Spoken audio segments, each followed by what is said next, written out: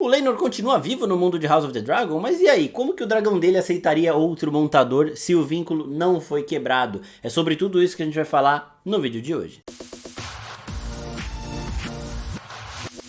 E aí, seus geeks, tudo certo? Eu sou Marcos Veloso e hoje é dia da gente falar de um tema que eu já abordei várias vezes aqui no canal, mas em outros vídeos e falando meio por cima, que é sobre o que aconteceu com o Laenor fora de tela depois do que a gente viu dele forjando o próprio fim ali e conseguindo fugir com o Crow pra viver em Essos do jeito que ele sempre gostou. A gente tem algumas cenas aqui na série que indicam que ele não teve um futuro muito bom. Claro, ele viveu 6 anos lá em Essos, mas essa vida que ele estava levando depois de forjar a própria morte acabou. E a segunda temporada é que mostra isso. Sempre bom lembrar que no livro Fogo e Sangue a situação é basicamente semelhante, né? Ele acaba tendo uma discussão ali com o Crow e acaba sendo dado como morto, mas no livro é no meio de uma feira.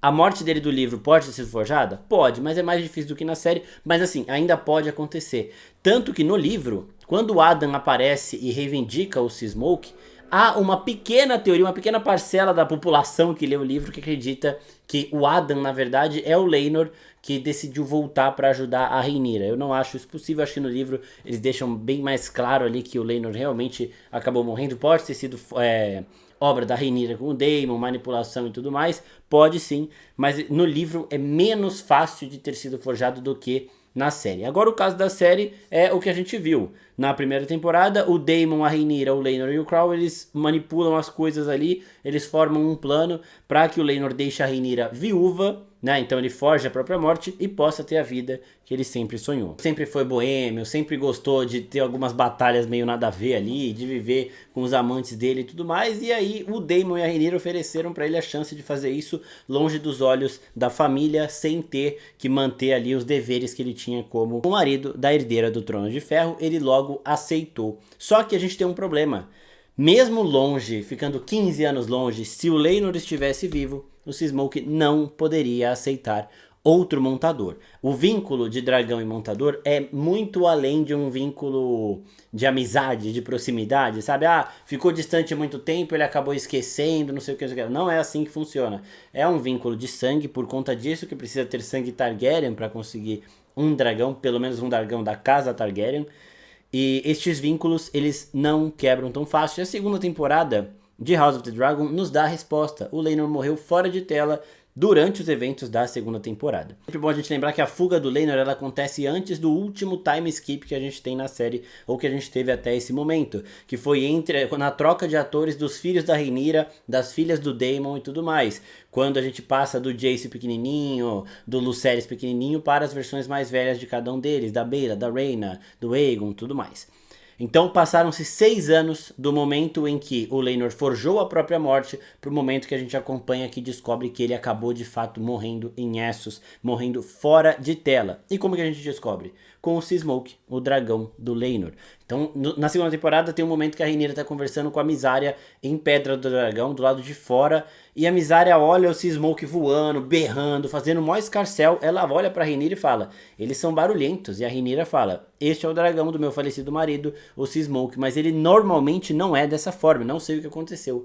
E aí a Mysaria responde, ele deve estar se sentindo solitário. E aí que tá a parada. A Rhaenyra fala meu falecido marido porque para todos os efeitos as pessoas acham que o Laenor realmente morreu. Ela ainda estava mantendo essas aparências. Mas quando a Mysaria fala talvez ele esteja se sentindo solitário, a Rhaenyra olha pro Seasmoke e pro lado onde o Laenor tá, com um certo pesar, né? Tipo, eita porra, será que o Laenor morreu? Na cabeça dela, o Laenor tá vivendo lá de boa, ela não tinha pensado nessa possibilidade.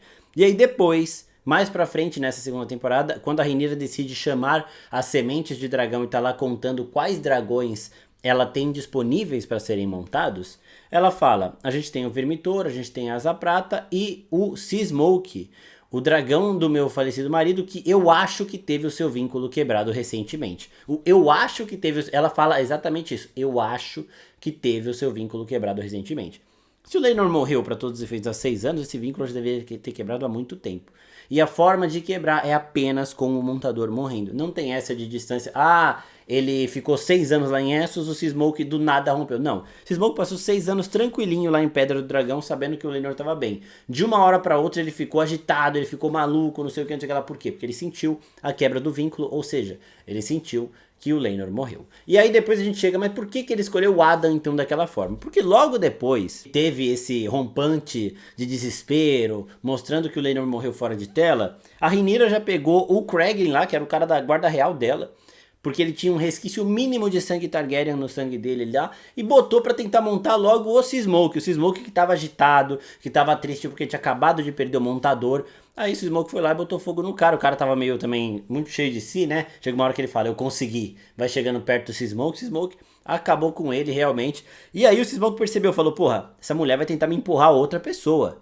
Ele foi lá, cara, ele tava muito acostumado com o estilo de vida do Laenor. Ele fala, mano, não, eu não quero qualquer montador que ela vai me empurrar aqui, eu vou escolher o meu. E aí ele começa a rastrear o Adam. O Adam é bem parecido com o Laenor se a gente for ver, e também tem os requisitos, ele tem sangue Targaryen. Não estou falando do sangue do Corlys Velaryon, mas sim por parte de mãe. Isso é assunto para mais pra frente, daqui a pouco no vídeo eu falo disso.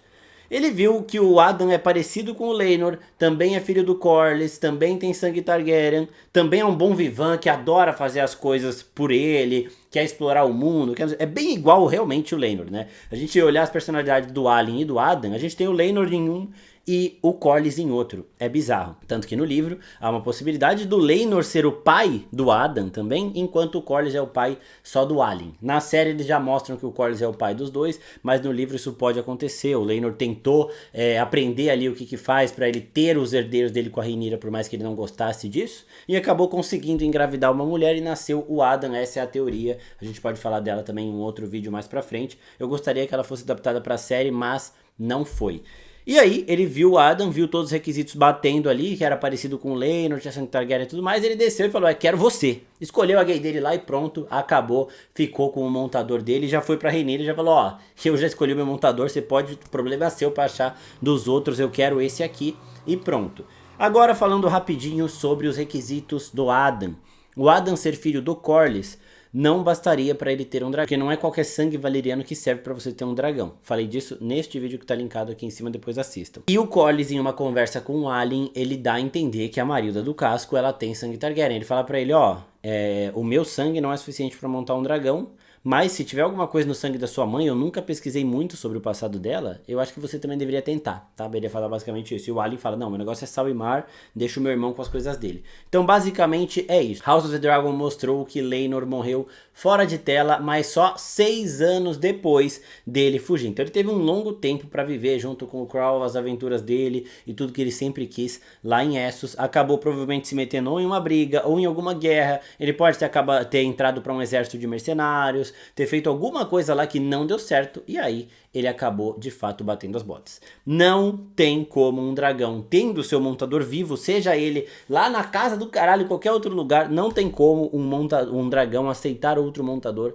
enquanto o seu primeiro está vivo. E não tem também um tempo, tipo assim, vou esperar tanto tempo assim pra aceitar outro montador. Não, o vínculo foi rompido, ele pode aceitar. A gente viu isso com a Laena e a Vhagar. Assim que a Vhagar se despediu da Laena, ela amava a Laena e tudo mais, o Aemond tentou, ela falou, beleza, vou aceitar, e foi, subiu, desceu, acabou. Então o Smoke, ele estava tranquilo, porque o montador dele estava bem vivo e sendo muito feliz lá em Essos, e aí no momento em que ele sentiu que o vínculo havia sido quebrado e viu que a Rhaenyra ia empurrar outro montador para ele, ele foi lá e escolheu o mais parecido com o Laenor que tinha em Westeros. Então basicamente é isso. Se sobrou mais alguma dúvida em relação a essa situação, comentem aqui embaixo. Em relação a Marilda do Casco, a mãe do Adam e do Alicent, vejam esse vídeo que eu falei aqui de o que é preciso para se montar um dragão, que lá também eu explico este caso especificamente. É isso, pessoal, todo domingo assim que eu assisto o episódio eu gravo vídeo de análise de primeiras impressões e ao longo da semana eu faço outro conteúdo relevante em relação ao episódio que teve ou em relação ao mundo de Gelo e Fogo também. Então ativem o sininho, se inscrevam no canal e até a próxima. Tchau, tchau.